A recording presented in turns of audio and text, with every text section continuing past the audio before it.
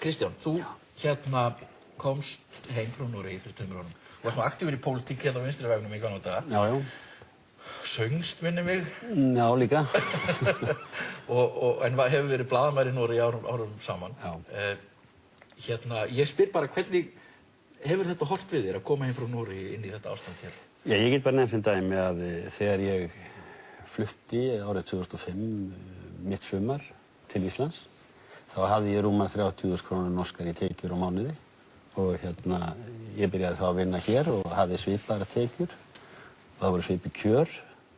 Núna 3 árum seinna þá held ég hafi milli 12 og 15.000 krónur norskar. Þannig að fyrir minn fjárhag persónulega þá var þarna horfið bara helmingur af þeim tekjum sem ég hafði. Og ég verð að segja það að fólk að tala innistæður og landsmanna í bönkum. Ég meina það ekki það sem vandamálið. Það vandamálið það að fólk situr með lán sem það getur ekki greitt og þessi lán aukast, afborganir aukast dag frá degi með hruni krónuna. Og ég meina að tala það að einhverju 30 milljónir krónur í banka, hver það? Erum við að tala einhvern yfirstétt? Ég meina, almenningur í þessu landi, hann á bara ekkert pening í banka. Hann á bara skuldir sem vaksa, milljóna skuldir, sem verða verri og verri með hverjum deginum. Og það það sem það stóra vandamálið í þjóðfélaginu í dag. Og mér finnst ráðaleysi stjórnmálamanna koma og þeirra efnahagsstefnu sem hefur verið rekin núna síðustu 20 árin. Hún komin algjörlega í gjaldþrot. Og þetta ráðaleysi það lýsir sér í því að það verið að reyna að sækja, menn að betla eftir evrunni. Þeir að vonast til þess að Bandaríkjamenn veiti þeim einhverja líflínu eða skandinavar. Það verið að draga lífeyrissjóðina inn í þetta, inn í þessa híti eins og þú kallaðir sjálfur á. Og þetta bara ber vott að menn vita ekki hvað þeir eiga að gera vegna þess að efnahagsstefna landsins, hún hefur beðið algjört skipbrot. Og ég get ekki séð annað en að þeir sem ég meina, kapitalismin í sjálfur sér ágætis kerfi, það að segja, það ekkert betra til heldur borgaralegt lýðræði. Það sáum við með þær félagslegu tilraunir sem voru gerðar í kommúnistaríkjum. Þær byðu skipbrot, algjörlega. En það einn hlutur í kapitalistisku kerfinu sem skiptir miklu máli og það það að þú getur fjárfest og þú getur fengið fyrirgreiðslur í bönkum, eða sumir geta það, allavega, það ekki allir.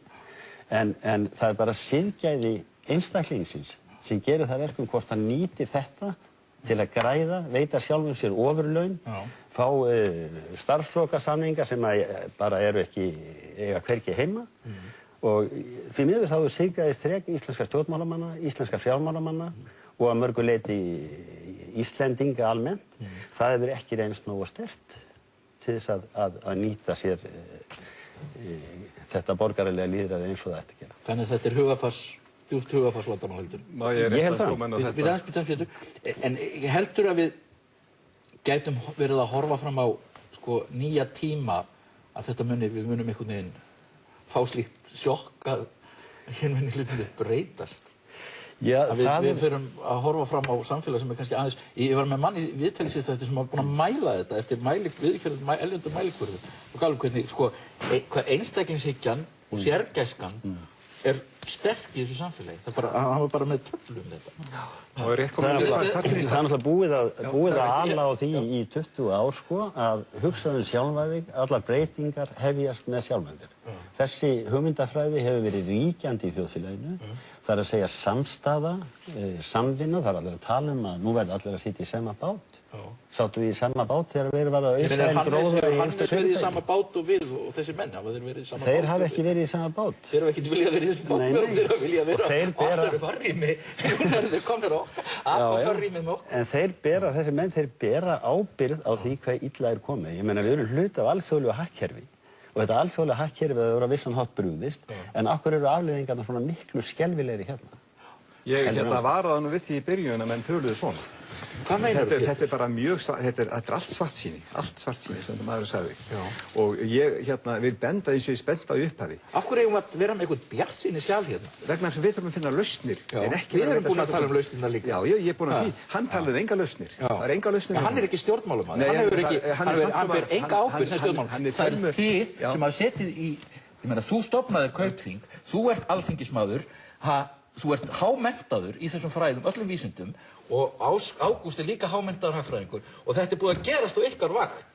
Nú skal ég segja. Nei, alvörunni. Þessir menn bara eru að víkja sér undan þeirri ábyrgð sem maður átt að hafa. Núna talað það að það megi ekkert sækja fólk til ábyrgðar. Jú. Þetta verður að gera það. Ég meina, en lausnirnar sem að þú kemur með, Pétur, þær eru alls ekki það lausnir sem allir eru saman Þú voru að gera að aukin félagshyggja, sem að náttúrulega ekki gott orðið þínu munni, held ég. Hún svo, vegna þess að ég held að þú sést talsmaður einstaklingsframtaksins og einstaklingsfrelsisins, lögmálum markaðarins og alls þessa sem búið að vera að tala í 20 ár og hefur búið skipbrot núna. Ég held að við verðum að skoða þau félagslegu módel sem að verkalýðshreyfingin hefur verið að benda á. Þeir eru búin að bíða í ár eftir að stjórnmálamenn vilji tala við þá, ríkisstjórnin.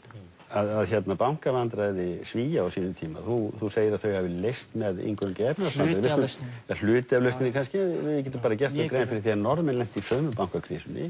Þeir völdu þá leið sem að ríkisstjórnin hefur farið hérna. Þeir tóku yfir bankana, dældu inn á peningum, hluthafarnir fengu þeir fengu 1 krónu í stærsta banka Noregs. En ég meina, Norðmenn, þeir hafa ágætis ekonomi í dag og það er ekki vegna þess að það hafi gengið í efnahagsbandormi. Mjög ánægilegt að fá þig í þáttinn, Kristján.